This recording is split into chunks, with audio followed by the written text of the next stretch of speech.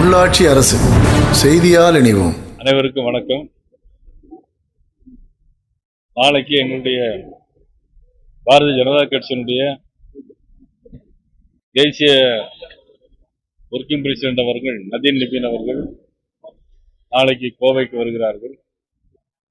கோவைக்கு வருவதற்கு இங்கு நடைபெற இருக்கக்கூடிய ப்ரொஃபஷனல் கூட்டத்திலும் எங்களுடைய சக்தி கேந்திர கூட்டத்திலும் மற்றும் மாநில நிர்வாகிகளையும் சந்திப்பதும், நாளை மறுதினம் காலையில் மருதமலை கோவிலுக்கும் மற்றும் ஒரு பேரூர் ஆதீனத்தினுடைய கோயில்களுக்கும் போறதாக எங்களுடைய திட்டமிடப்பட்டிருக்கிறது. அதன் பிறகு ஒரு மூத்த காரியகர்த்தாவுடைய வீடுகளில் போய் உணவருந்துவிட்டு மறுபடியும் மாலை வரை கோயம்புத்தூரிலிருந்து பல்வேறு நிகழ்ச்சிகள் கலந்து கொள்கிறார். இப்போ எங்களுடைய கோர் கமிட்டியும் வழக்கமாக நடக்கும். எந்த பிரைம் மினிஸ்டர் வந்தாலும் சரி அல்லது உள்துறை அமைச்சர் மூத்த தலைவர்கள் வரும்போது தமிழகத்துடைய அரசியல் நிலைமைகளை குறித்து அதில் கருத்துக்கள் சொல்லுவோம். அந்த கருத்துக்களை அவர்கள் கேட்டுக்கொள்வார்கள். உள்ள நிலைமைகளை அவர்கள் தெரிந்து கொள்வார்கள். தொகுதியோடு பங்கீடு கொடுத்து இதுவரைக்கும் எதுவும் பேசல. மாதிரி சொல்லியிருப்பாங்க, ஆனால் இதுவரைக்கும் கேட்கல. நீங்க தவறா கேள்வி கேட்குறீங்க. இடி ஒரு இண்டிபெண்டன்ட் தனி அமைப்பு, ஆணை. இன்கம் டேக்ஸ் வருமான வரித்துறை ஒரு தனி ஆணை.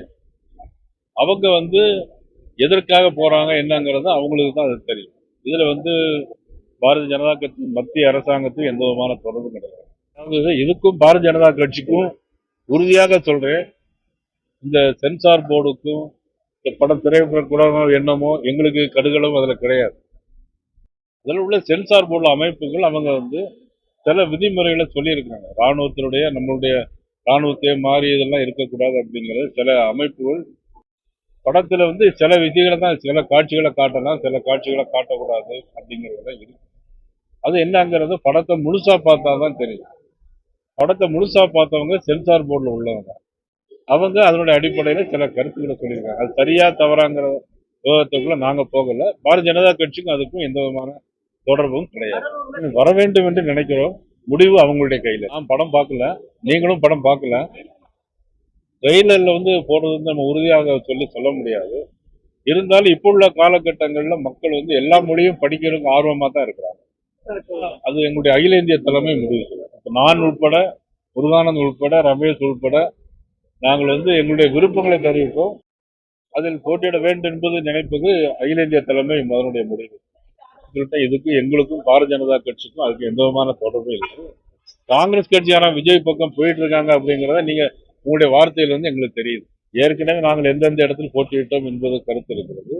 இனிமேல் அவங்கள்ட்ட மதிப்புக்குரிய அண்ணா திராவிட முன்னேற்ற கழக பொதுச் செயலாளர் இபிஎஸ் அவர்களை கலந்து பேசி எதா இருந்தாலும் சுமூகமான முடிவு எட்டப்படும். அதாவது இது தமிழக தேசிய ஜனநாயக கூட்டணி பொறுத்தவரை அவருடைய தலைவரான இபிஎஸ் அவர்கள் அதை பற்றி முடிவு. அதுல இருந்தே தெரியுது திமுக ஆட்சி எப்படிப்பட்ட ஆட்சி.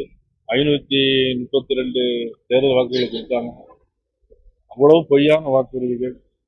ஒன்றும் இல்லை, ஜாக்டோ ஜியோ ஒரு சின்ன ஒரு கருத்து இருக்கு. ஜாக்டோ ஜியோக்கு ஒரு உறுதிமொழி கொடுத்துருக்காங்க.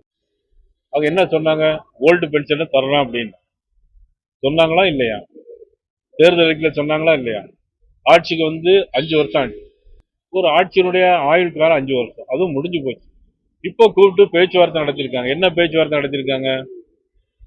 ஜூன் மாசம் தருவோம் அப்படின்னு. ஜூன் மாசம் யார் ஆட்சியில் இருப்பாங்க? ஜூன் மாசம் யார் ஆட்சி? நிச்சயமா திமுக ஆட்சியில் இருக்காது. அப்ப ஜூன் மாசம் தரும் அப்படின்னு சொன்னா எவ்வளவு பொய், எவ்வளவு முழு பூசணிக்காய் சோத்துல மறைக்கிறது தானே அது. இந்த மாதிரி ஒரு பொய்ய உலகத்திலே சொல்ல முடியாத அளவுக்கு ஒரு பொய்ய சொல்லக்கூடிய ஆட்சி இந்த ஆட்சி. இந்த ஆட்சியை நம்பி நீங்க எல்லாம் கேள்வி கேட்கறீங்க. முழுக்க முழுக்க அது பாரதிய ஜனதா கட்சியினுடைய தேசிய தலைவராக அங்க வந்திருக்கு. உங்களுடைய வேலையா வந்திருக்காங்க. தேவைப்பட்டா யாரும் வந்தாங்கன்னா பார்ப்போம். அதிமுக தலைவர் பொதுச் செயலாளர் அண்ணன் அவர் கட்சியில யாரை சேர்க்கணும் சேர்க்க கூடாது என்பது அவர் தான் முடிவு.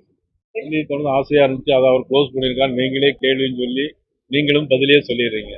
பாரதிய ஜனதா கட்சி யாரையுமே அடிப்படை வைக்க வேண்டிய அவசியம் இல்லை. அந்த மாதிரி வேலையில ஈடுபடுவதும் நிச்சயமா கிடையாது. இனிமேலும் அதை பத்தி யோசிக்கவும் வேண்டும்.